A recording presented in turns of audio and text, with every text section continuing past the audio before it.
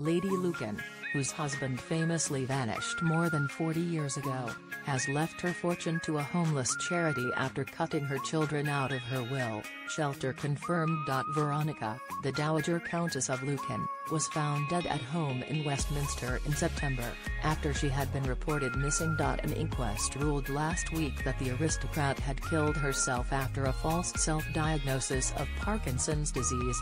She had 3 children, Francis, Camilla, and George, now the 8th Earl of Lucan, but had severed relations with her family in the 1980s, and continued to decline contact with them right up until her death. A spokeswoman for the housing charity confirmed that the proceeds from Lucan's estate had been donated to it.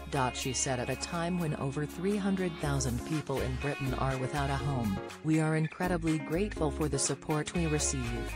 The proceeds from Lady Lucan's estate will help Shelter to continue fighting bad housing and homelessness. Camilla Bingham, a QC, told the Mail on Sunday Mummy left her estate to the homeless charity Shelter. In a statement after her death, her children and sisters said they remembered her lovingly and with admiration. They said she had a sharp mind, and when she spoke it, she did so eloquently. She was courageous and, at times, outrageous, with a mischievous sense of humor. She was, in her day, beautiful and throughout her life fragile and vulnerable, struggling as she did with mental infirmity. To us she was and is unforgettable.